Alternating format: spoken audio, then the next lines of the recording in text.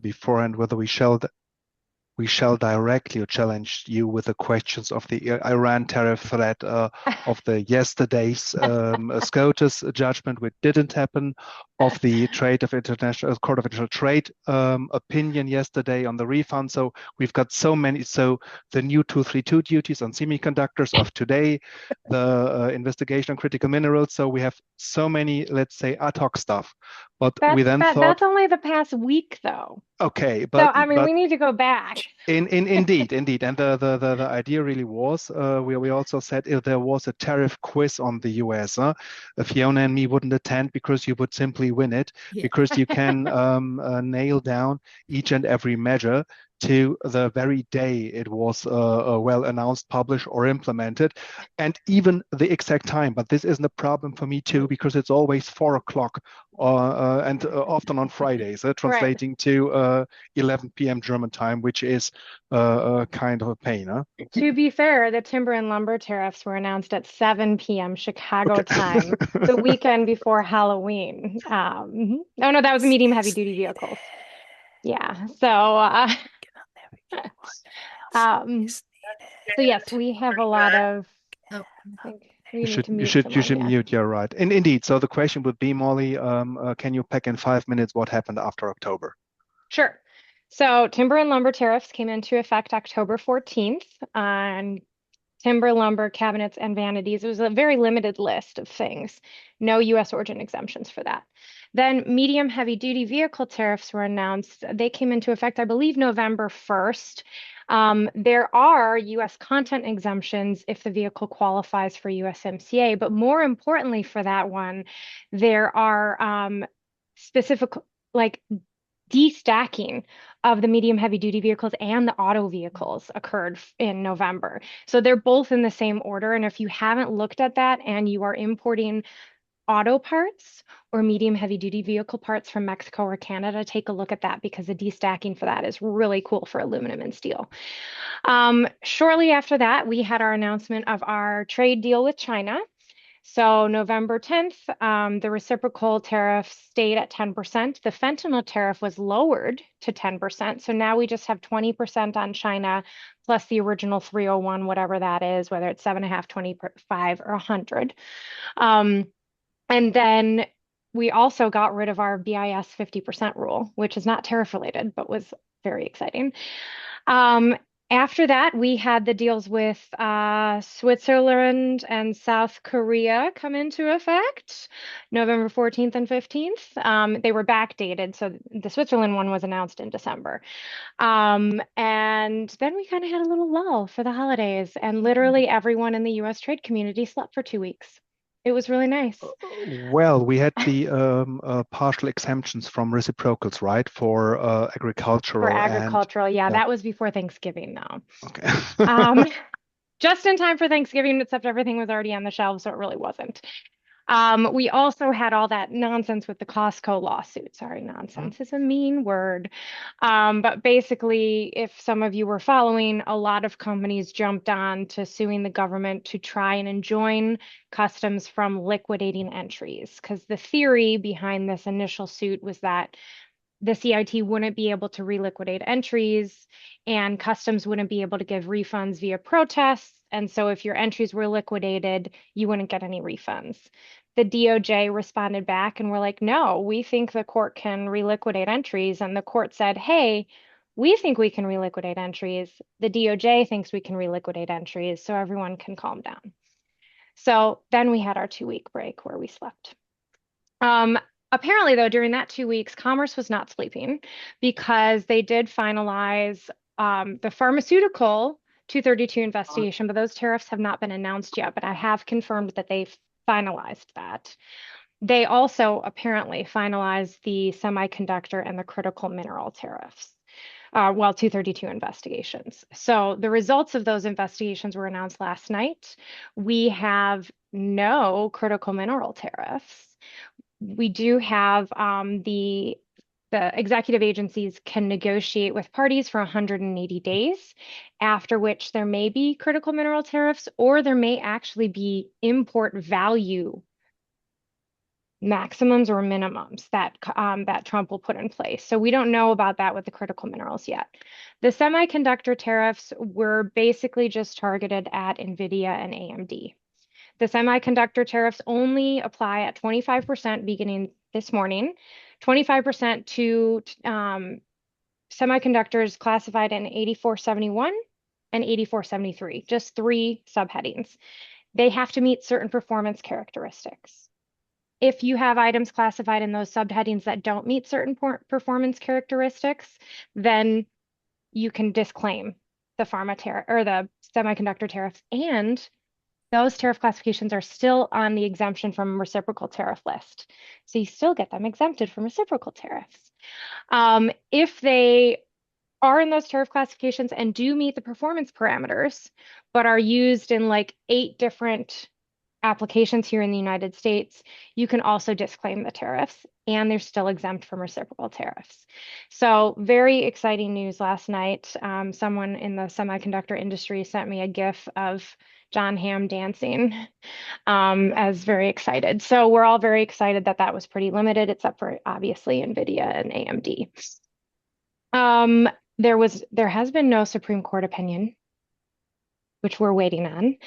The the Supreme Court doesn't really have any deadlines that they have to meet, except for basically all their opinions have to be issued by July.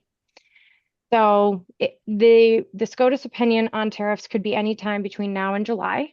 They do have something that they have done 2 of now, which are called opinion days, which beginning at 10 a.m. Eastern, different justices will say, we are going to issue the opinion on this case today. And then one of the justices will read that. So they had 2 scheduled opinion days, like as of January 1st. One was last Friday, and then the next one is technically February 20th.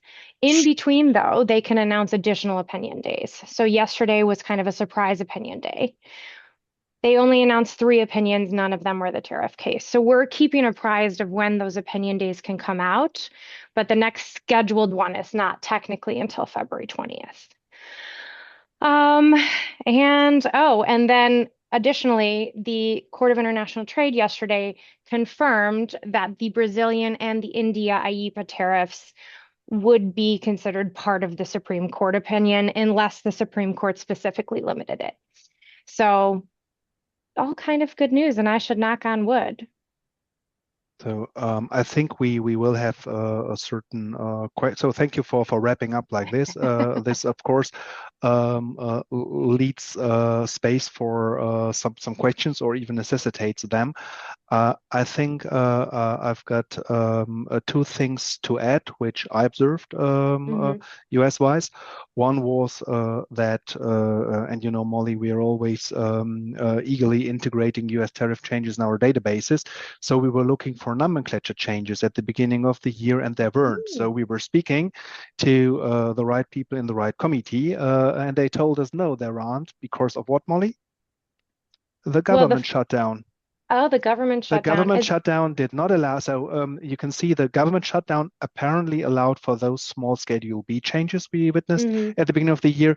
The HTS US breakouts, how they call it, could not be finalized due to shutdown and are now scheduled for February 1st. So we will have a HTS edition on February 1st with the regular nomenclature changes, while the tariff changes, particularly preferential rates, have already been adjusted, which leads, if you work on this in the database, to fun facts like you have a tariff reduction for South Korea, which, however, only changes the relation between the preferential rate and the reciprocal rate, because the ceiling of 15% will stay anyway. So this is then it's database sports technically. So, and the other thing, which so maybe it's not such a huge thing in the U.S., but I can tell you what led to discussions on this side of the Atlantic was the apparently changed approach of the Center of Excellence towards steel. Um, uh, um, Ooh. Towards steel impacts or steel parts, where the previous rule, I think, based on an FAQ, was that if the exporter from the EU, let's say, would send its invoice from the supplier to the US importer, then this could be used for the determination of the steel value. But we heard that the Center of Excellence is asking questions like, what is the labor, what is the tool I working, what and I so on. can Is ex Yes, I have a lot of feelings about that. So, first of all, in the United States, we have to exercise reasonable care, and customs is supposed to help us exercise reasonable care as importers. And to do so, they're supposed to issue customs rulings and make them public.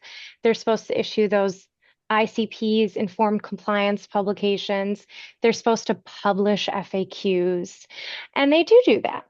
With the aluminum and steel, we have heard that the Center of Excellence has provided a one-page paper to certain people about how they want aluminum, steel, and copper to be valued. okay. This But you are is Molly, not, you're not certain people. I have it. I was not given it by the Center of Excellence because I didn't ask for it because I don't want it, because it is not reasonable care. It's not published publicly. Customs is refusing to issue customs rulings on how to value aluminum and steel. If you look, there's a couple of rulings that were issued in the fall, and the importer has asked A, whether their product is subject to the correct classification of their product, and then B, if it is subject, how they're supposed to value. And customs says that's a 232 commerce issue. We can't talk about that. Customs was directed in two separate executive orders by President Trump to come up with a way to value aluminum and steel. And the fact that they're refusing to make that public and refusing to issue customs rulings on it makes me very, very angry. Right. So if there are no customs rulings on it, and there's nothing public except for this random piece of paper that certain random people are getting, but it's really not public because it's not published anywhere, then you are supposed to use the plain language of the executive order and the Federal Register is implementing it, both of which say steel content. The only published guidance from Customs is their FAQ, which says that you should use the valuation principles of 19 USC 1401A to value your products. So until they provide additional guidance, I am very upset with this piece of paper. What I tell our clients, and this is not legal advice, and it is my opinion, but what I tell my clients is, listen, if you get a CF28 or a CF29, you know that this piece of paper is the position that Customs is going to take. And until the Court of International Trade tells them otherwise, that's the position they're going to take. But you have to ask, with everything you know about reasonable care, whether following a secret piece of paper that doesn't actually match the principles of 19 USC 1401A is reasonable care.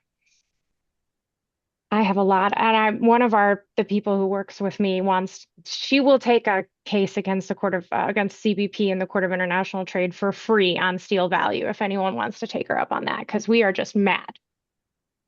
So, taking your personal opinion, not being legal advice, I would conclude that for at least the time being,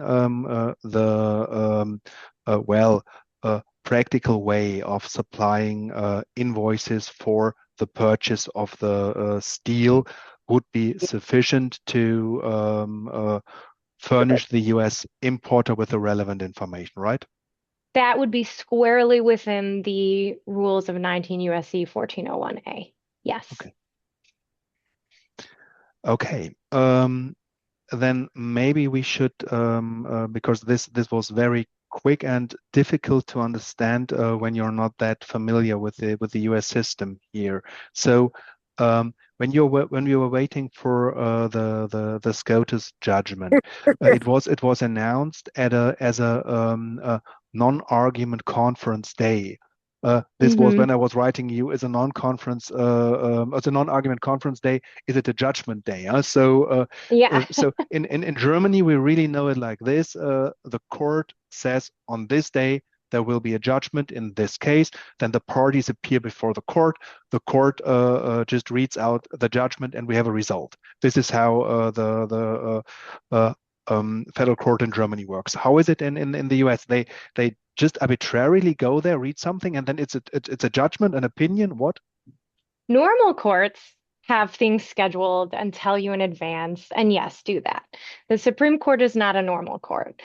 So they can basically say, on Monday that they're going to have a judgment day or an opinion day on Wednesday, but they're not going to tell you what cases it is. And so it's not until 10 a.m. Eastern on that day that you hear the cases, and you don't hear all of them at the same time. Like yesterday, basically one justice said, I'm going to announce this case. And then another justice said, I'm going to announce this case. And they read them out. And then I'm going to announce this case. And then they say, that is all for the day. And so basically you won't know until 10:15 a.m. Eastern on the day of what cases have been decided already. But if you say they read it out, is that what they read out then the judgment, or is it just, a kind of an announcement how a later judgment laid down in writing would look like, or is it the actual judgment? They read it out as in they tell you kind of how they found, for whom they found, and how many justices found in that favor. And then later on in the day, they're supposed to post the actual opinions on the Okay. website. Okay. So when they do so, it will be Judgment Day. Also, it's called differently. Okay. How come, Molly, that whilst there was always an expectation that it could last until summer, that the whole trade community now is eagerly looking into last week's and this week's opinion? Where comes it from that there was a perception it would be brought forward? Because the court agreed to an expedited briefing and argument time frame back in September. And so the thought was if they've agreed to an expedited time frame for a briefing and arguments, that they would also want to expedite the opinion. And I think President Trump thinks that too, because his Truth Social, before every announced judgment day, he tweets about how important the tariffs are to us. They're very important. Um, and yeah, you're screwed if you have to pay back, huh? Just quoting. Yes, Um, uh, um, just quoting. and now one thing which also maybe from an out American perspective is not so easy to understand when you spoke about this stupid Costco case. Um, the It looks like as if single operators were trying to initiate separate lawsuits. Yes. Why aren't they waiting for so I have an idea, but I ask you for a proper understanding. Why aren't they waiting for the SCOTUS to have a judgment on the refunds of the EPA? And why do they take separate legal action? Why isn't Costco trying to pool the action with others to get a general yeah.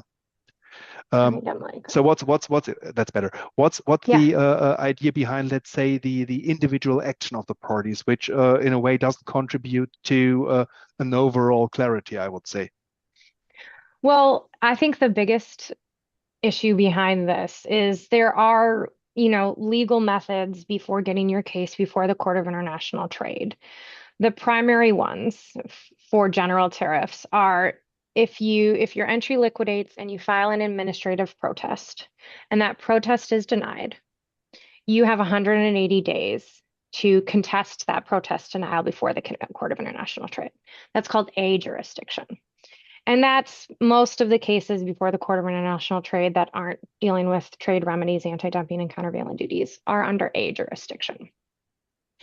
There was some discussion during the Section 301 court case that is almost concluded now, and the Section 232 case, both of which started in the first Trump administration, about how if these tariffs are not general tariffs, like in the tariff schedule, column 1, MFN tariffs, that customs doesn't necessarily have the authority to make a decision in a protest. And so in the Section 301 litigation and in the Section 232 litigation, those litigations were brought before the Court of International Trade under 1581I jurisdiction, which is a residual jurisdiction. And so in the Section 232 opinion, the court agreed that maybe protests, like customs did not have the authority to issue, make any opinions in 232 via protests. I will tell you, we had a ton of protests about 232 steel and aluminum issues since the first Trump administration. And never once did customs say, we can't talk about this. So the court may have said that it is belied by actual how things worked since the first Trump administration. But that's kind of why everyone started to get a little nervous was, okay, if we don't have a protest available to us, then liquidation is like where our duties and fees are fixed. And under 1581I jurisdiction, then the question is, does the court have the ability, if an entry has liquidated, to tell customs to reliquidate it? Hmm. Yes. The answer is yes. This has been, everyone kind of agrees that since I can remember. But the theory was that the Department of Justice is going to try and argue that the court doesn't have the ability to reliquidate entries. So if your entries have liquidated, you are out of luck for refunds. So that was the theory behind the Costco case. And there now that the court has said and the DOJ has said, no, no, no, no, we have the right, the CIT has the right to reliquidate entries. There's still some fear because this is the anything can happen Trump administration that the Supreme Court or the Court of Appeals for the Federal Circuit or the Court of International Trade at some point in time may say, if you didn't file your lawsuit before the Supreme Court made its opinion, you don't have any tariffs. Now, this is contrary to 1581I because 1581I jurisdiction gives you 2 years from the date the cause of action accrues to sue. So it would be a huge overturning of how 1581I jurisdiction has always been treated. But this is the anything can happen Trump administration. So a lot of importers are still filing lawsuits, not because they don't understand the precedent. They just think that this administration doesn't give a crap about precedent because it doesn't. So they're Hmm. filing it more to protect themselves because, I mean, there's millions and billions of dollars at issue.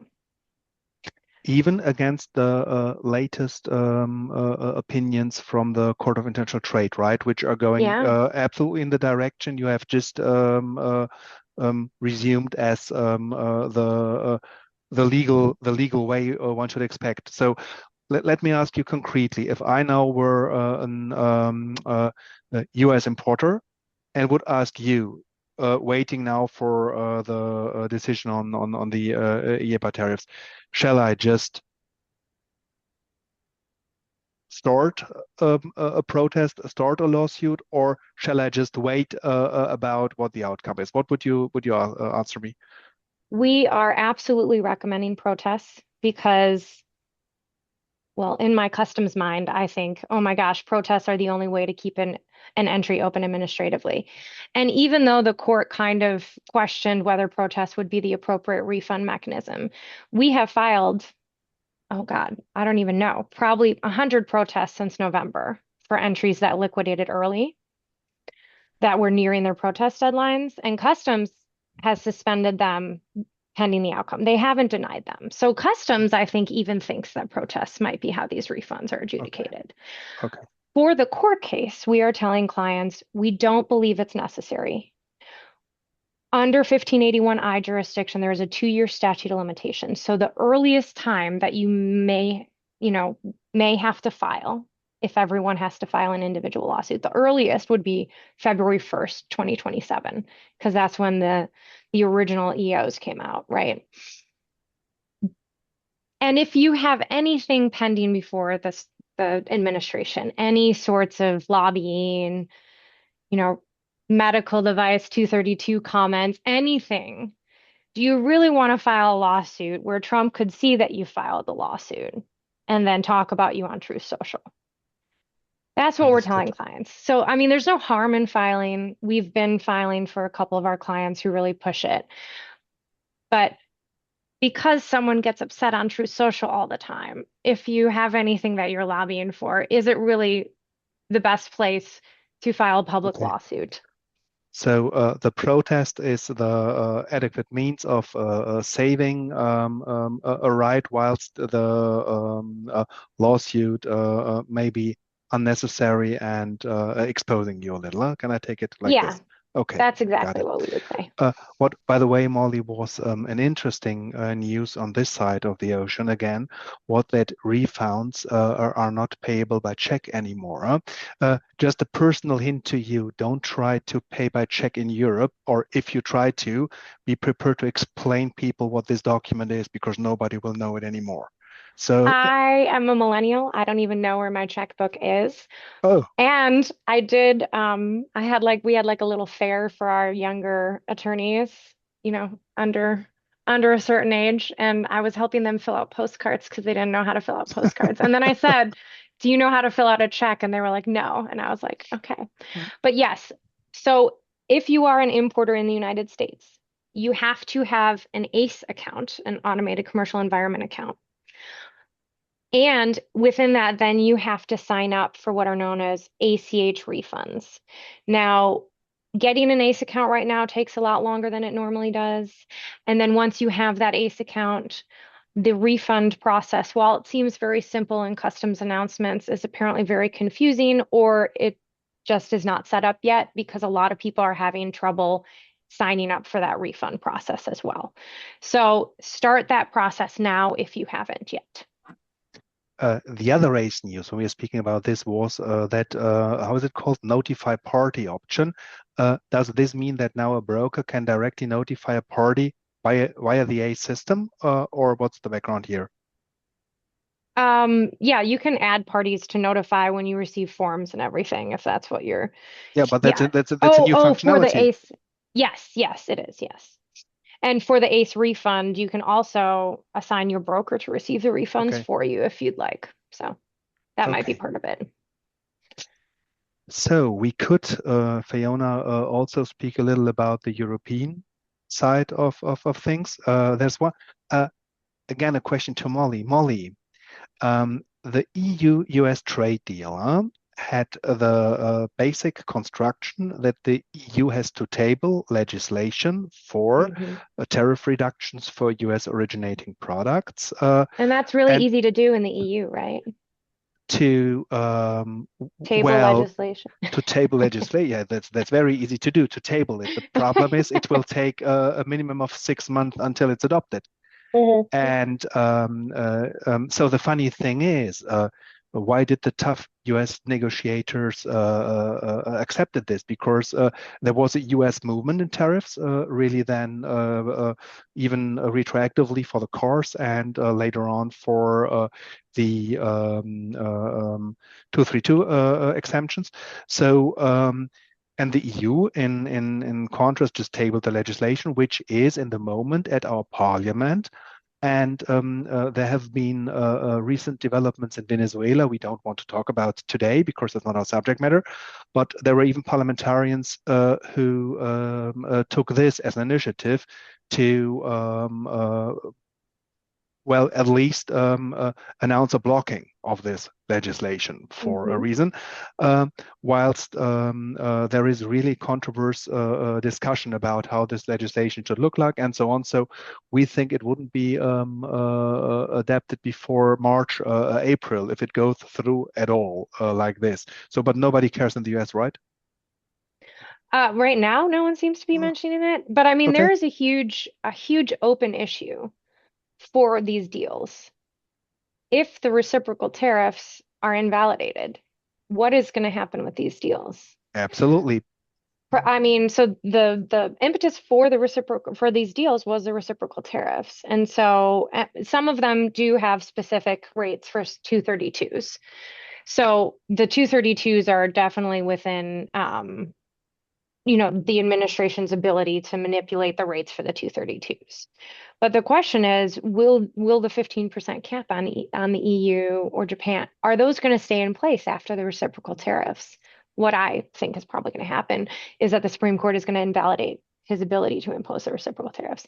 And the answer is nobody knows. Yeah, because I would say so in the EU case it's clear it's the pending legislation which may be delayed or even not adopted at all. Uh, Right. in the Switzerland case, it's interesting because you know that the Swiss have a best buy date in it. It's Uh-huh. 31st of March. I think the negotiators in the US learned their lesson with the EU. So, yeah, but the funny thing is that from a Swiss side, it's now even seen as a carve out, provided the SCOTUS rules against EAPA tariffs, because then they would not finalize or formalize. It's about formalization. Huh? Hmm. The actual material measures are already in place, but it should be formalized until 31st of March. Otherwise, it may be withdrawn. So they think Right. it's their way out. And when you just mentioned this, if I look on those agreements, which are, well, at least finalized for the time being, like Japan and Korea, to me, they look as an international arrangement which will stay in place even if the EPA duties are withdrawn. So you can. Technically, no, though. President Trump doesn't have independent authority to enter into trade negotiations because he doesn't have independent authority for tariffs. So, I mean, from basically 2007 or 8 to 2022, the president had what was known as Trade Promotion Authority. It was a legislation passed by Congress, signed by the president, that enabled the president to negotiate trade deals. That authority lapsed in 2022. So technically, President Trump does not have any authority to negotiate trade deals. Okay. But does he care about things like that? Mm. I, No. I I thought, Molly, that an international arrangement would still be in place because it's superior to national law. But you're definitely right with one thing. Uh, if the trade deal is about the reciprocal duties and not a normal trade deal, and then it will stand and fall with the reciprocals, right? Or do you No, say, even if it's a regular trade deal. So even if it's considered a regular trade deal, the executive age power does not have any authority to have entered into it. So do we get you right? Do you say this is a problem of these deals regardless of the SCOTUS judgment? yeah, so the basically in my mind, because the president doesn't have any authority, technically the trade deals should all be invalidated except for the Section 232 portions of them, because he has the authority to negotiate 232 rates. Like I said, he doesn't care about authorities though. And the question is anyone going to challenge him? I think if the trade deals and the reciprocal tariffs in the trade deals, the agreed upon rates, even if the President Trump tries to argue that they are regular trade deals rather than reciprocal rates that have been invalidated. If he tries to argue they are trade deals and keep the 15% tariff on EU, for example, someone can challenge him in the court because he had no independent authority to negotiate that trade deal. Just one thing, as it's of general importance about those refunds and developments. When we are speaking about the SCOTUS judgment expected, this will only be about the authority of EEPA tariffs. So that the reciprocals and, as you said, now also the other ones for certain countries, India, Brazil, and so on. But it will have no impact on 232 or 301 duties whatsoever. So they will remain anyway. Yes. So the 232 duties were approved by the Court of Appeals for the Federal Circuit, the aluminum and steel. That was never taken to the Supreme Court. So right now, Trump has pretty solid authority to issue tariffs under Section 232. Now, people And can challenge. Mhm. coming back to a protest Yeah, a discussion before. So then for 301 and 232, protests wouldn't make sense unless you think you're well assessed wrongly as regards steel content inputs, right? But steel you content or tariff classification, yeah, the normal yeah, things. Yeah. yeah. Section 301 has also been approved by the Court of Appeals for the Federal Circuit, but has been appealed to the Supreme Court. So that authority may still be up in air, but there's pretty, I think pretty good language in 301 to allow him to issue tariffs under it. So I will round off the European side. Before I just Mhm. noticed, Molly, you haven't mentioned the 301 0% duty on Nicaraguan goods. No, Or it's the or Chinese semiconductors. yeah. Yes, so December 26th or whatever, and January 1st, the Nicaraguan and Chinese semiconductor 301s took effect Mm. at 0% duty. But you do need to report some 9903 codes for them at Um, 0% duty. and then I have to ask, and I've got one Mhm. customs geek question for you. Okay, say an oil tanker is, I say, taken over in the Caribbean Sea, and the oil is brought to the US. Huh? Is Uh-huh. this a formal entry? Well, yes, so you do need to make formal entries. Okay. If it's imported by the government of the hmm United States, hmm they can use duty-free provisions under heading 9808 to import it. Okay. Hmm. So there's a rule for it. Yes. Then it's okay. Good. Right. Uh, I was speaking about the EU, and indeed, it's a controversial discussion about the EU side of the trade deal. Um, however, there is the opinion that Parliament at the end of the day will agree, and then we will have something by March, April. Uh, Switzerland is doing the formalizing exercise, and then we have indeed a development where the US trade policy has an impact on, and I think we missed out on this in our last meeting. Uh, the accelerated speed of free trade negotiations has something to do with the US policy. So we've seen now Mercosur finally being signed after 25 years of Oh, negotiations great. on Saturday in Paraguay. So EU leaders will fly to Asunción to sign the EU Mercosur, which will be the largest free trade agreement in the world then, which, however, will need some implementation. But we also see the will to speed up implementation. Whilst for a large free trade agreement, it's usually worth about 18 to 24 months. It could be rather 12 months now as the best positive assumption.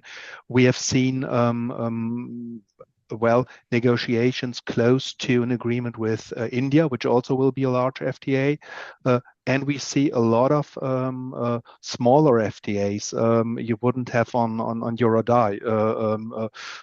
Of Egypt, Serbia, and countries like these. And I think they just do so because they want to secure predictable trade relations with partners, like-minded Hmm. or not. But anyway, trying to Well, and have, duty or almost duty-free markets not related to the United States, I'm so and sure. this is how the so there I see two effects of the U.S. trade policy beyond U.S. Partner nations relations.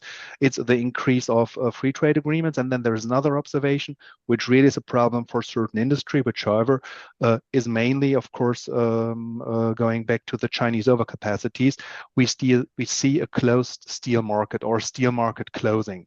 We've Hmm. got the U.S. 232 measures. We've got the Canadian steel measures. They've got 5 steel measures in place now towards everybody, and particularly against China, but also taking over the US concept of the derivatives. We see the EU, by the way, has announced to double the duties on steel, 50%, and to halve the quotas. It's similar to the Canadians. And Yeah. we see countries like Serbia also. So Molly, apparently 50% is an appropriate steel tariff. As we can see, it's always 50% in those countries with a quota system, So with Trump's reducing made up quota. numbers So yeah, just yeah. And we also have in your neighboring country, we do have the Mexican tariff initiative at the beginning of the Mhm. year with 1,439 tariff lines going up to again up to 50%, 50%. using the absolute difference between the MFN and bound tariffs Mexico has. So at least Mexico is still respecting the bound tariffs with the WTO. But you see, these are all reactions and counter reactions of the U.S. policy. So this really will keep us busy, apparently. Yeah? Yes, even after the next 1100 days are over. Today's 1100 days left of Trump, by the Okay. way. Um, Real quick, and we talked about, I think the Supreme Court is going to find that President Trump doesn't have the authority under IEPA to issue tariffs. Now, I do have a $100 bet saying the opposite, but I will be happy to pay $100 if the Supreme Court invalidates Trump's use of the tariffs. We, though, have understood that the administration has plans basically on the day the opinion is issued to issue new tariffs. So the tariffs aren't going to go away. They're just going to change form. So the plan A for the administration is under Section 122 of the Trade Act of 1974. And in that, the president can declare a national emergency relating to balance of payments. This happened during the US oil crisis in the 70s.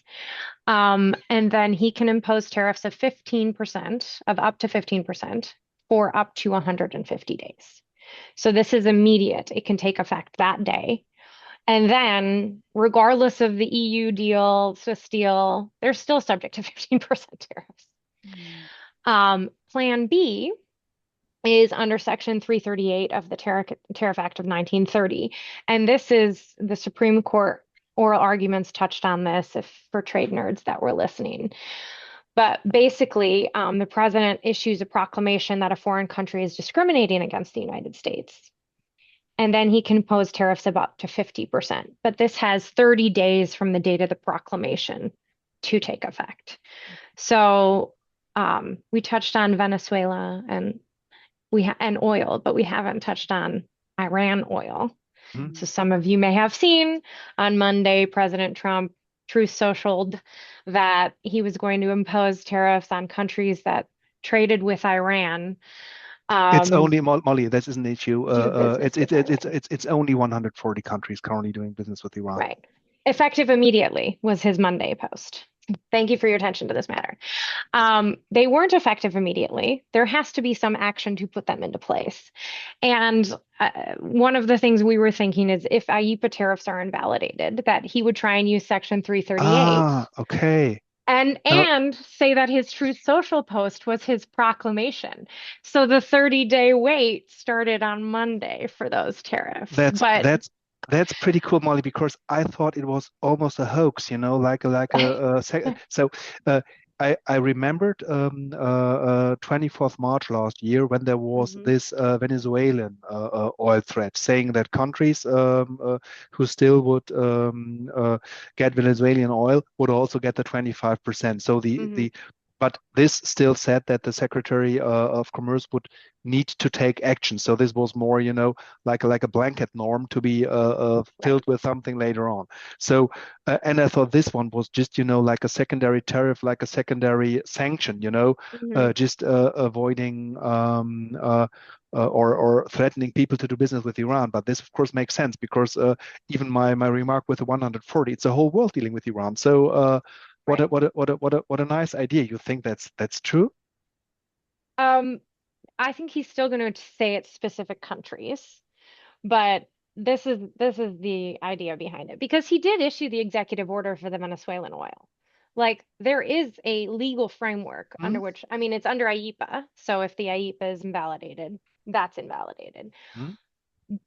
But I think he could use Section 338 to impose the Iran tariffs, the Iran secondary tariffs, whatever.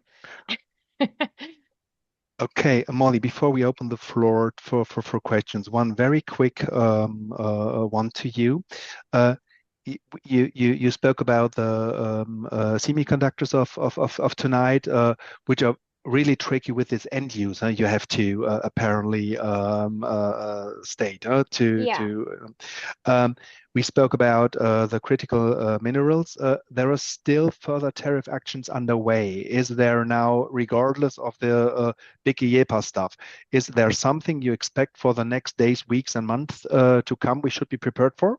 Yes. So, some of you may have read in the news that these pharma companies have entered into agreements with the Trump administration to lower drug pricing for certain drugs in the United States and put them for sale up on TrumpRx.com.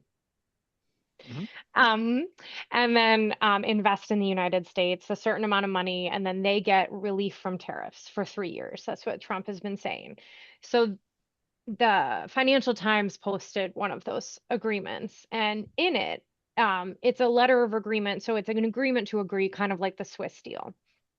And there is a deadline of February 1st or February 28th, depending on what template you get from the Department of Commerce, um, basically to come to this agreement. And my thought is, if the Department of Commerce is using Section 232 tariffs to get these MFN drug pricing, to get this investment deal, that, and they're only in these temporary letters of agreement, that there better be a Section 232 tariff on pharmaceuticals by February. Mhm. Otherwise, the Department of Commerce has less to negotiate with. When you So, say it's a deal like the Swiss deal, so a deal to make a deal, but you mean mhm, not it's not a deal with Switzerland, it's a deal with Dandos, Novartis, and these companies, right? yeah, In the yeah, individual company deals. individual company deals. Yes. So we don't know how they're going to get, you know, their tariff exemptions, but we know the Department of Commerce has completed its 232 investigation on pharmaceuticals. And just from a negotiating standpoint, which our government is excellent at, if there are no 232s on pharmaceuticals by February, then a lot of these deals to make deals, there's going to be less oomph behind them. Mhm. Understood. Claudia Okay. and Molly, thank you. It's such an interesting discussion, and but we are running out of time. We said we'd be here for 60 minutes, and we also said that we'd have time for Q&A at the end.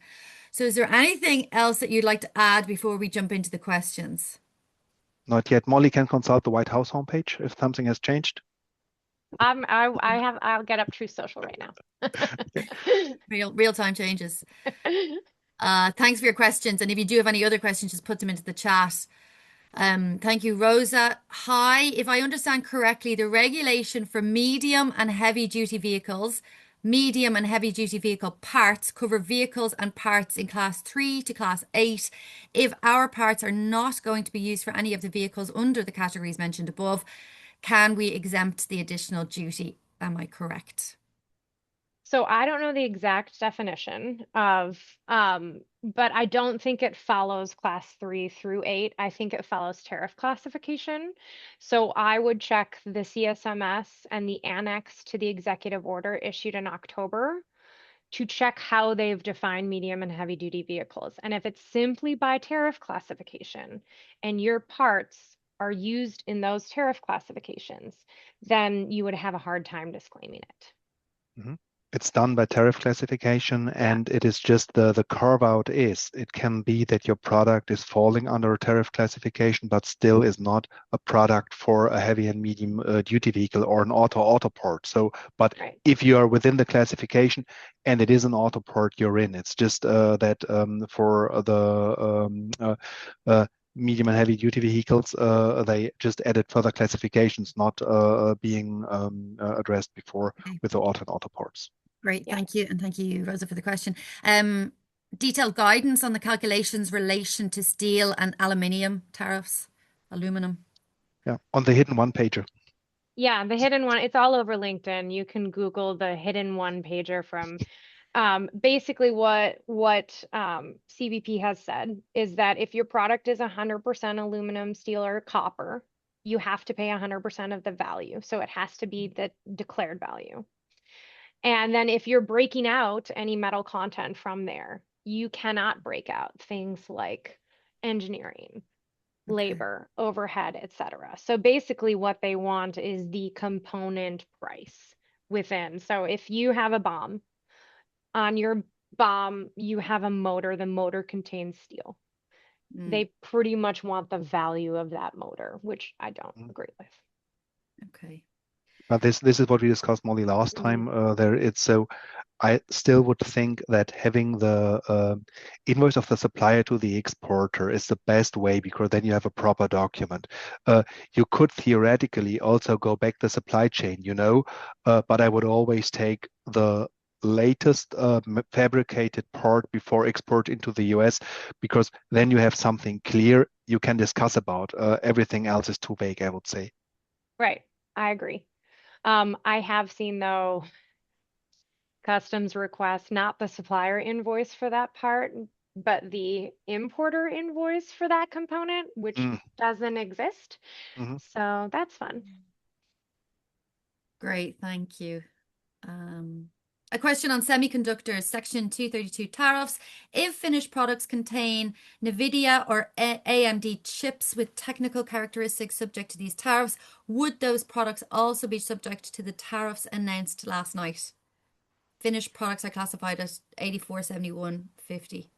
So if they're classified in 84, 7150 and they meet the performance characteristics, which if they contain like the NVIDIA H200, for example, then yes, they would be. But then you can look at the list of end uses to exclude them.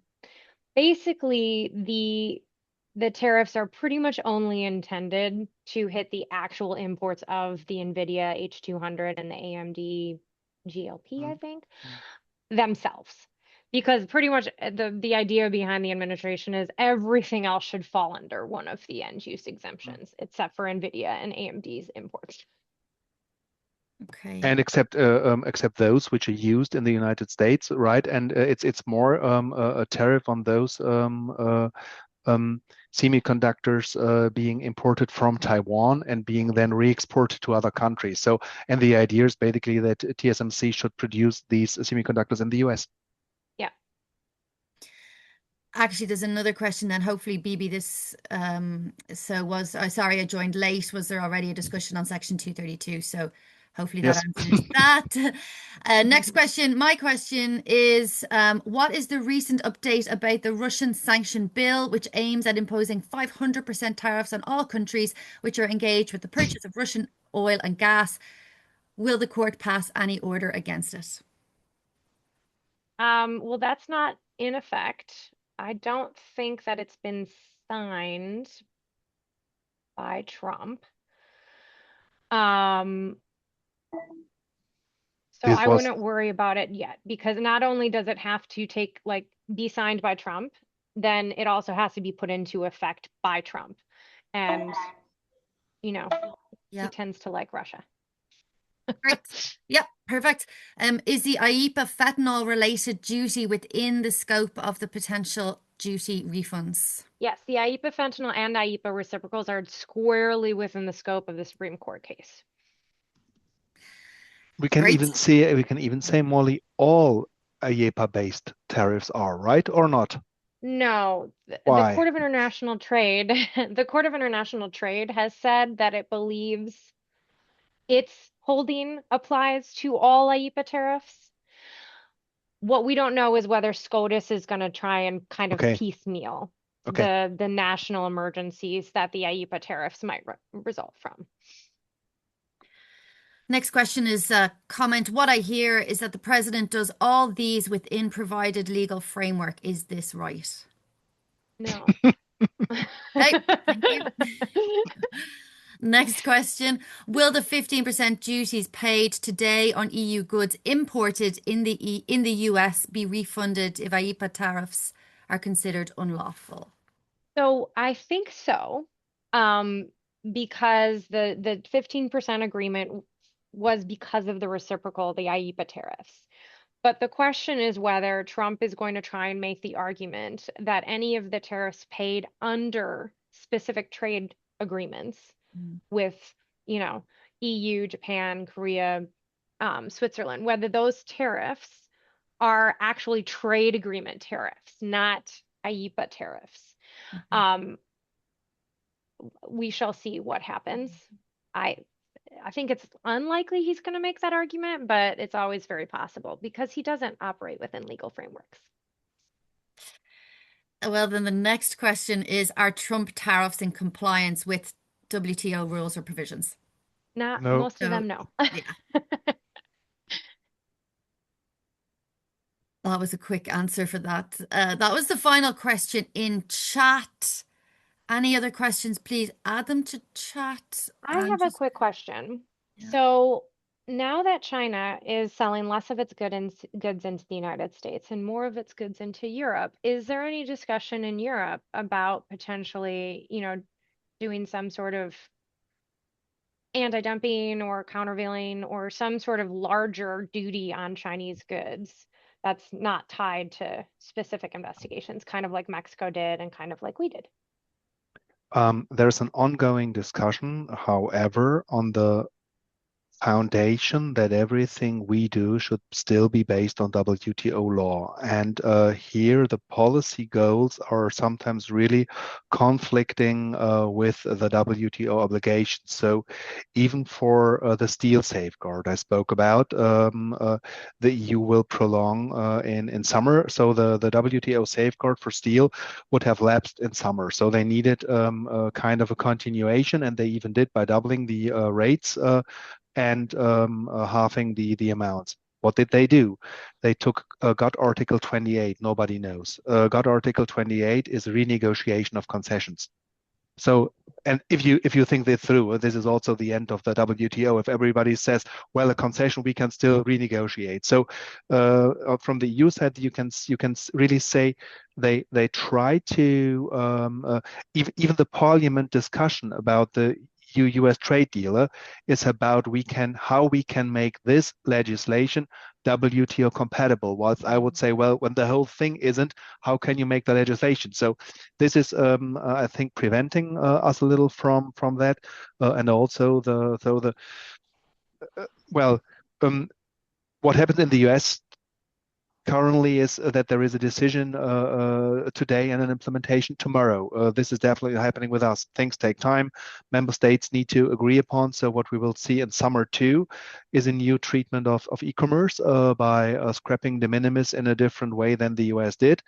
We will have a €3 fee on, and here still we hear different things on either the shipments, which wouldn't make sense, or the items in the shipments, meaning tariff classification. So you see certain initiatives, but we also see other things. We had countervailing duties on electronic vehicles for China, which now is substituted to a minimum price regulation, which they announced this week. So, which in a way is finding an amicable way between China, the producers, the German producers in China. So, in a way,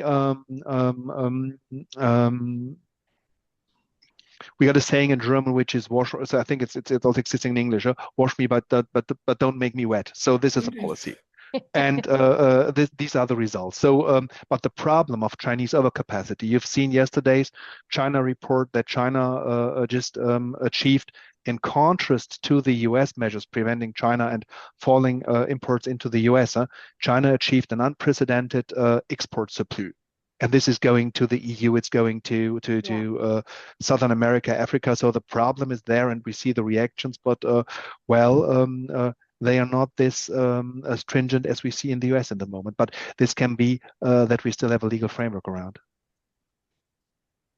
And David added to that in the comments.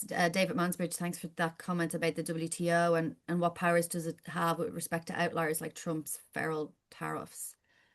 And the WTO is something of a toothless dog. Yeah. Yeah. Well, thank you for having us again, Fiona. Thanks to you. Thanks to you both. Honestly, it's an interesting discussion, and we're here for an hour. We could be here all day talking about this and going through questions and comments and adding all sorts of case studies and examples that we're all witnessing every single day. But thank you very much, Molly. Thank you, Collier. Thank you, everybody, for being here. I've recorded this session. We'll send it to you all afterwards in case you've missed out on anything. And please keep an eye on our next update, date TBC, but hope to see you again soon. Collier, it was a delight as always. See you, Molly. Thank you. Bye.